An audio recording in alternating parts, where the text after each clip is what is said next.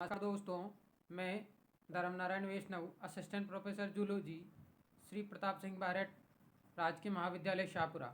आज अपन functions of cell membrane के बारे में पढ़ेंगे, जो BSc first year paper second cell biology and genetics का टॉपिक है। इसमें आज अपन बात करेंगे परमेबिलिटी एंड मेम्ब्रेन ट्रांसपोर्ट। ये 5 प्रकार से होता है: passive transport, active transport, osmosis, endocytosis और एक्सोसाइटोसिस। इसके अलावा other functions of plasma membrane, इनके बारे में भी अपन बात करेंगे। नेक्स्ट, अब पहला परमेबिलिटी एंड मेम्ब्रेन ट्रांसपोर्ट। परिवहन की दृष्टि से प्लाज्मा कला क्या होती है? एक सेमी परमेबल होती है और एक सेलेक्टिव परमेबल होती है। प्लाज्मा मेम्ब्रेन आप सबको पता है लाइपोप्रोटीन की बनी होती है, जिसमें लिपिड का द्विस्तर क्या होता है, जल विलेय पदार्थों के लिए रुकावट पैदा करता है। परंतु फिर भी कुछ पदार्थ इस लिपिड की दीवार के आर पार गमन कर सकते हैं। इस कला में उपस्थित प्रोटीन अणु इस आर पार गमन में महत्वपूर्ण भूमिका निभाते हैं। इन्हीं प्रोटीन को कहते हैं अपन ट्रांसपोर्ट प्रोटीन। क्या कहते हैं? Transport protein. और इन प्रोटीन के अंदर क्या होते हैं? जो छिद्र होते हैं, जिनके द्वारा आयन या अणु आसानी से गमन कर सकते हैं। तथा ये प्रोटीन क्या करते हैं? एक वाहक के रूप में कार्य करते हैं। इन प्रोटीन अणु के साथ आयन या अणु संयुक्त होकर परिवहन का कार्य या एक कोशिका झिल्ली से एक तरफ से दूसरी तरफ प्रवृत्त होते हैं। किसी भी झिल्ली की पारगम्यता मुख्यतः झिल्ली में उपस्थित छिद्रों, अभिगमन करने वाले अणुओं के आकार, आवेश पदार्थों की जल में या वसा में विलेयता तथा पारित होने वाले पदार्थों की कोशिका द्रव्य में सांद्रता पर निर्भर करती है। अब बात करते हैं कि प्लाज्मा कला के आर पार अणुओं का अभिगमन मुख्यतः 5 प्रकार से होता है, जिसमें पहला आता है पैसिव ट्रांसपोर्ट, जिसमें अणु का परिवहन क्या होता है? अधिक सांद्रता से कम सांद्रता वाले क्षेत्र की ओर होता है। और इसमें अपन 2 मेथड पढ़ते हैं, एक तो होता है डिफ्यूजन और एक होता है फैसिलिटेड डिफ्यूजन। फैसिलिटेड डिफ्यूजन में क्या होता है? वाहक की आवश्यकता होती है, या फैसिलिटेड डिफ्यूजन वाहक की सहायता से होता है। तो पहला पैसिव ट्रांसपोर्ट का पहला जो पॉइंट है वो है सरल डिफ्यूजन। सरल डिफ्यूजन जीवद्रव्य कला के आर पार पदार्थों का परिवहन उच्च सांद्रता से निम्न सांद्रता की ओर होता है। और इस प्रकार के परिवहन एवं उसकी दिशा विसरित होने वाले अणुओं की सांद्रता प्रवणता यानी कंसंट्रेशन ग्रेडियंट पर निर्भर करती है। साथ ही इलेक्ट्रिक ग्रेडियंट पर भी निर्भर करती है। और दोनों ग्रेडियंट को अपन सम्मिलित रूप से कहते हैं विद्युत रसायन प्रवणता या इलेक्ट्रोकेमिकल ग्रेडियंट पर निर्भर करती है। कहने का मतलब डिफ्यूजन की प्रक्रिया किस पे निर्भर करती है? इलेक्ट्रोकेमिकल ग्रेडियंट पर निर्भर करती है। निष्क्रिय परिवहन में ऊर्जा की आवश्यकता नहीं होती या ऊर्जा का व्यय नहीं होता। अणु का गमन धीमी गति से होता है। ये और इम्पोर्टेंट बात है, निष्क्रिय परिवहन में अणु का अभिगमन धीमी गति से होता है। और इसमें मैंने यहाँ डायग्राम में भी आपको मेंशन कर रखा है। सरल डिफ्यूजन, जिसमें क्या है? इलेक्ट्रोकेमिकल ग्रेडियंट के द्वारा होता है और इसमें क्या ऊर्जा की आवश्यकता नहीं होती है। अणु या आयन अपनी अधिक सांद्रता से कम सांद्रता की ओर गमन करते हैं। दूसरा मेजर बिंदु आता है कि फैसिलिटेड डिफ्यूजन। कई पदार्थ जैसे शर्करा, अमीनो अम्ल आदि क्या होते हैं कि प्लाज्मा मेम्ब्रेन के आर पार डिफ्यूजन की अपेक्षा या तुलना में अधिक तेजी से प्लाज्मा मेम्ब्रेन के उस तरफ गति करते हैं। ये इस प्रकार का विसरण प्लाज्मा मेम्ब्रेन में पाए जाने वाले वाहकों की सहायता से होता है और इसे ही अपन क्या कहते हैं? Facilitated diffusion. कहने का मतलब डिफ्यूजन की अपेक्षा फैसिलिटेड डिफ्यूजन अधिक तेज गति से होता है। और ये जैसे किन अणुओं में होता है? जैसे शर्करा, अमीनो अम्ल आदि में ये होता है। और इसमें क्या होता है? वाहक के द्वारा ये डिफ्यूजन होता है, इसीलिए इसको कहते हैं फैसिलिटेटेड डिफ्यूजन। ये भी एक पैसिव ट्रांसपोर्ट है जिसमें ऊर्जा की आवश्यकता नहीं होती, और इसमें भी क्या होता है, अणु या आयन अपनी अधिक सांद्रता क्षेत्र से कम सांद्रता क्षेत्र की ओर गति करते हैं। ये तो हो गई इसकी बात।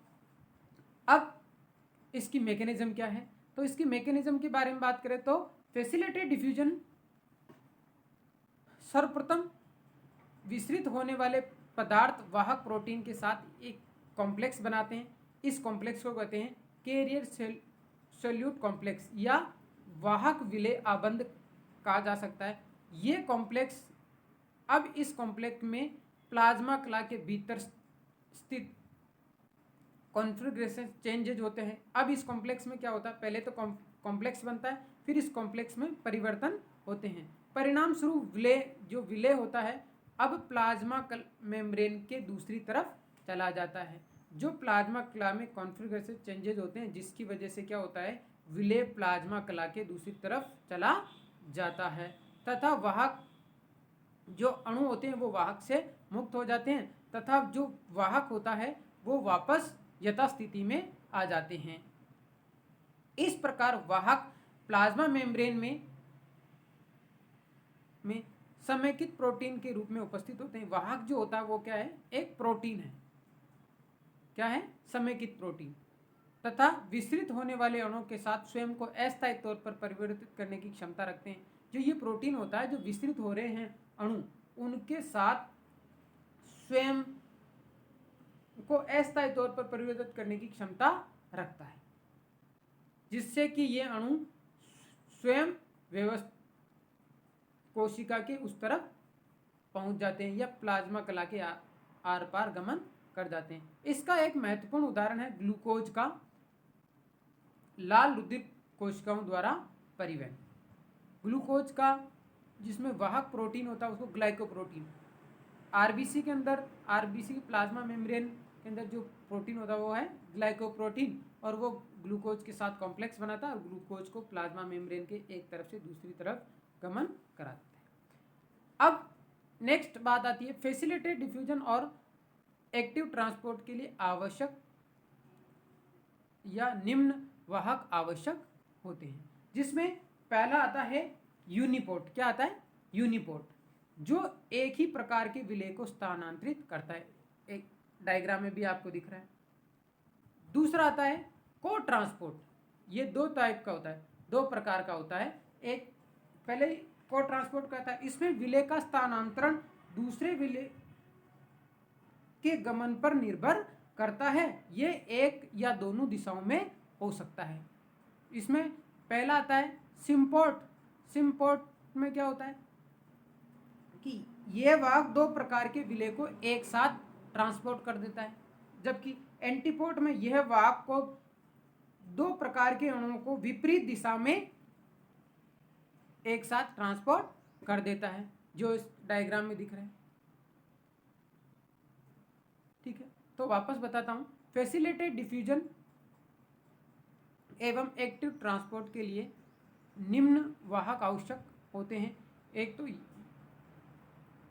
आवश्यक हो सकते हैं, एक तो यूनिपोर्ट और दूसरा है को ट्रांसपोर्ट। को ट्रांसपोर्ट दो प्रकार का होता है, सिम्पोर्ट और एक एंटीपोर्ट। ठीक है, अब आगे अपन एक्टिव ट्रांसपोर्ट। एक्टिव ट्रांसपोर्ट क्या है, अणु या आयन, पहले तो क्या बात करें, अधिक सांद्रता से कम सांद्रता की ओर गमन करते हैं। किसमें, पैसिव ट्रांसपोर्ट। इसमें क्या होता है, अणु या आयन कम सांद्रता वाले क्षेत्र से अधिक सांद्रता वाले क्षेत्र की ओर गति करते हैं। और अब इसमें क्या होता है कि एक्टिव ट्रांसपोर्ट में अणु क्या करते हैं, सांद्रता प्रवणता के विपरीत पंप किया जाता है या धकेला जाता है। अब देखो, अगर कोई विपरीत दिशा में भेजा जा रहा तो उसके लिए किसकी आवश्यकता होगी, ऊर्जा की आवश्यकता होगी। और सक्रिय या एक्टिव ट्रांसपोर्ट सिस्टम के लिए कोशिका द्वारा उत्पन्न उपापचय ऊर्जा जो कौन सी होती है, उपापचय ऊर्जा किससे प्राप्त होती है, एटीपी द्वारा प्राप्त होती है। अतः उपापचय ऊर्जा एटीपी मिलने पर, अगर एटीपी ऊर्जा मिलती है तो क्या होता है, फिर परासरण दाब, सांद्रता प्रवणता और विद्युत प्रवणता के विरुद्ध अणु कम सांद्रता क्षेत्र से अधिक सांद्रता क्षेत्र की ओर गति करते हैं और इसमें भी फैसिलिटेटेड डिफ्यूजन की तरह ही वाहकों, इस प्रकार के गमन के लिए भी फैसिलिटेटेड डिफ्यूजन की तरह ही वाहकों की आवश्यकता या प्रोटीन वाहकों की आवश्यकता होती है या प्रोटीन वाहक सहायक होते हैं। वापस से बताता हूँ, एक्टिव ट्रांसपोर्ट में क्या होता है, अणु या आयन अपने कम सांद्रता क्षेत्र से अधिक सांद्रता क्षेत्र की ओर गमन करते हैं। किसकी सहायता से? एटीपी की सहायता से। समझ में आ गई बात? और इसमें क्या है, परासरण दाब और सांद्रता प्रवणता, जिसको अपन कंसंट्रेशन ग्रेडियंट और इलेक्ट्रिक ग्रेडियंट के विरुद्ध कार्य होता है। किसकी सहायता से? एटीपी की सहायता से, जिससे अणु क्या होते हैं, अपनी कम सांद्रता क्षेत्र से अधिक सांद्रता क्षेत्र की ओर गति करते हैं। अब आते हैं इसकी मैकेनिज्म पे, कि एक mechanism of active transport.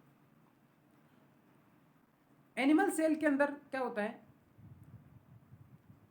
Active sodium potassium pump द्वारा एक्टिव ट्रांसपोर्ट की क्रियाविधि को अपन समझ सकते हैं। इसमें सोडियम आयन को कोशिका से बाहर तथा पोटेशियम आयन को कोशिका के अंदर धकेला जाता है, और उसमें प्रोटीन क्या काम करते हैं, वाहक का काम करते हैं। और Na+ और K+ पंप की संपूर्ण प्रक्रिया को मैंने यहाँ 5 भागों में बता रखा है, और इस डायग्राम में भी आप देख सकते हैं कि ये साइटोप्लाज्म है नीचे की तरफ, और इसमें से सोडियम आयन को बाहर की तरफ धकेला जाता है। किसकी सहायता से? एटीपी की सहायता से। और बाहर से पोटेशियम आयन को वापस कोशिका की साइटोप्लाज्म में धकेला जाता है। अब 3 Na+ आयन तथा 1 एटीपी का अणु वाहक एंजाइम एटीपीएच से अपने लिए निर्दिष्ट विशिष्ट स्थलों पर संयुक्त हो जाते हैं। वाहक प्रोटीन के साथ ATP plus sodium ion plus वाहक प्रोटीन, ये तीनों एक जगह संयुक्त हो जाते हैं। और साथ में कौन सा? ATPase enzyme. कौन सा? साथ में एटीपेज एंजाइम एक जगह पर संयुक्त हो जाते हैं। ठीक है। उसके बाद एटीपेज की उपस्थिति में एटीपी के जलीय अपघटन के फलस्वरूप क्या निर्माण होता है? एडीपी प्लस फास्फेट बनता है, जिसमें फॉस्फेट एटीपेज के साथ संयुक्त हो जाता है तथा एडीपी निर्मुक्त या विमुक्त हो जाता है।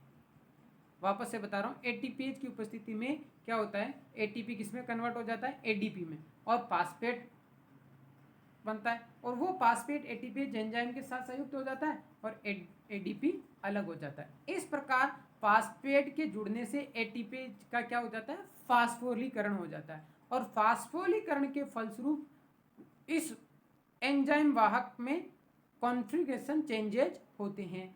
इस कॉन्फ़िगरेशन चेंजेज के फलस्वरूप Na+ आयन क्या होते हैं? प्लाज्मा कला के आर पार स्थानांतरित कर दिए जाते हैं। कॉन्फ़िगरेशन या संरूपण परिवर्तन, कॉन्फ़िगरेशन चेंजेज या चेंज के फलस्वरूप क्या होता है? Na+ आयन किस तरफ चले जाते हैं? प्लाज्मा के उस तरफ आर पार स्थानांतरित कर दिए जाते हैं या कोशिका के बाहर निर्मुक्त कर दिए जाते हैं। अब 2 K+ आयन इस वाहक एंजाइम से संयुक्त होते हैं, जो वाहक एंजाइम है उसके साथ संयुक्त होते हैं, और वाहक एंजाइम का क्या हो रखा है अभी? फास्फोरीकरण। और जो ही 2 K+ आयन उसके साथ संयुक्त होते हैं, एटीपेज का क्या हो जाता है? विफास्फोरीकरण या डीफास्फोरीकरण हो जाता है, जिससे फॉस्फेट अलग हो जाता है। इसके परिणाम स्वरूप वाहक प्रोटीन अपनी पूर्व स्थिति में आ जाता है, जो कि K+ आयन को कोशिका के भीतर स्थानांतरित कर देता है। इस प्रकार से सक्रिय अभिगमन की क्रिया संपन्न होती है। वापस से, सोडियम आयन प्लस एटीपी अणु और वाहक और एंजाइम कौन सा? वाहक प्लस एंजाइम एटीपेज, चारों संयुक्त होते हैं, और संयुक्त होकर क्या एक विशिष्ट स्थल पर संयुक्त हो जाते हैं। और एटीपेज एंजाइम क्या करता है? एटीपी को किस में कन्वर्ट कर देता है? एडीपी में, और फास्फेट अलग हो जाता है। ये फास्फेट एटीपेज के साथ संयुक्त हो जाता है, जिससे क्या होता है कि एटीपेज एंजाइम का फास्फोरीकरण हो जाता है। इस फास्फोरीकरण की वजह से वाहक में क्या होता है? संरूपण या कॉन्फ़िगरेशन चेंजेज होते हैं, जिससे Na+ आयन तो क्या चला जाता है, कोशिका झिल्ली के पार चला जाता है, बाहर चला जाता है, ठीक है। और उसके साथ कौन जुड़ जाता है, K+ आयन संयुक्त हो जाता है। जो ही K+ आयन एटीपीएच के साथ जुड़ा और उसका क्या हो जाता है, डीफास्फोलीकरण हो जाता है, जिसपे फास्फेट अलग हो जाता है और इसके परिणाम स्वरूप वाहक अपनी वास्तविक स्थिति में आ जाता है और K+ आयन कोशिका के भीतर स्थानांतरित कर दिए जाते हैं। इस प्रकार अपन बात करें तो एक्टिव ट्रांसपोर्ट के अंदर ऊर्जा की आवश्यकता होती है और इसमें अणु का गमन अपनी कम सांद्रता से अधिक सांद्रता वाले क्षेत्र में होता है। अब आते हैं ऑस्मोसिस। ऑस्मोसिस आपको पता ही है, अर्धपारगम्य झिल्ली द्वारा विलायक किया जल के अणुओं का अपनी अधिक सांद्रता अर्थात तनु विलयन से कम सांद्रता की ओर गमन क्या कहलाता है, परासरण कहलाता है। और परासरण दो तरीके का होता है, एक तो एंडोऑस्मोसिस और एक होता है एक्सोऑस्मोसिस। एंडोऑस्मोसिस में आपने किशमिश को पानी में डालो, थोड़ी देर बाद क्या हो जाते हैं, वो फूल जाते हैं। इसी तरीके से एक्सोऑस्मोसिस में ग्रेप्स को किसमें नमक या शक्कर के विलयन में डालो तो क्या हो जाते हैं, उनकी कोशिका भित्ति क्या हो जाती है, सिकुड़ जाती है, सॉरी कोशिका झिल्ली क्या हो जाती है, सिकुड़ जाती है, ठीक है। अब एंडोऑस्मोसिस के भी प्रकार होते हैं, उसके बारे में अपन बाद में पढ़ेंगे। अगला है एंडोसाइटोसिस। कोशिका झिल्ली द्वारा बाहरी पदार्थों को घेरकर, कोशिका झिल्ली द्वारा बाहरी पदार्थों को घेरकर उनके पाचन की प्रक्रिया को क्या कहते हैं, एंडोसाइटोसिस। एंडोसाइटोसिस दो प्रकार की होती है। अगर कोशिका झिल्ली ठोस पदार्थों को घेरकर उनका पाचन करती है तो ये कहलाती है फेगोसाइटोसिस, और यही काम अगर तरल पदार्थों को घेरकर उनका पाचन किया जाता है तो ये कहलाता है पिन्नोसाइटोसिस। और इसको मैंने आपको डायग्राम द्वारा समझा रखा है, सॉलिड पार्टिकल और उनका पाचन, फिर फ्लूइड पार्टिकल उनका पाचन, दोनों आपको बता रखा है, ठीक है, फेगोसाइटोसिस और पिन्नोसाइटोसिस। अब अगला आता है एक्सोसाइटोसिस। क्या है, एक्सोसाइटोसिस। कोशिका द्वारा अनावश्यक पदार्थों को कोशिका झिल्ली से बाहर निकाले जाने की क्रिया को क्या कहते हैं, एक्सोसाइटोसिस। एंडोसाइटोसिस का उल्टा क्या है, एक्सोसाइटोसिस। वेसल्स द्वारा और वापस कोशिका झिल्ली द्वारा बाहर निकाल देना या प्लाज्मा मेम्ब्रेन द्वारा बाहर निकाल देना क्या कहलाता है, एक्सोसाइटोसिस, ठीक है। अब नेक्स्ट आते हैं अपन अदर फंक्शन ऑफ प्लाज्मा में। प्रोटेक्शन का काम करती है, ये आपने पहले ही बात कर चुके हैं, ठीक है। प्रोटेक्शन की सुरक्षा का काम करती है कौन, कोशिका झिल्ली। फिर सेल डिवीजन और फ्यूजन का, संयुग्मन का काम भी करती है। एक कोशिका जीवों में ये क्या, फ्यूजन का, संयुग्मन का काम भी करती है। और दूसरा क्या है, कोशिका विभाजन के समय भी इसकी महत्वपूर्ण भूमिका होती है। किसी भी कोशिका का शेप और साइज एनिमल सेल का निर्धारण करती है प्लाज्मा मेम्ब्रेन। तीसरा, चौथा, ये रीजनरेशन का काम करती है और सेल को रिपेयर करने का काम भी करती है। इस तरीके से अपन ने आज सेल मेम्ब्रेन के फंक्शंस के बारे में विस्तार से चर्चा की, ठीक है। अब धन्यवाद। नेक्स्ट क्लास में अपन पढ़ेंगे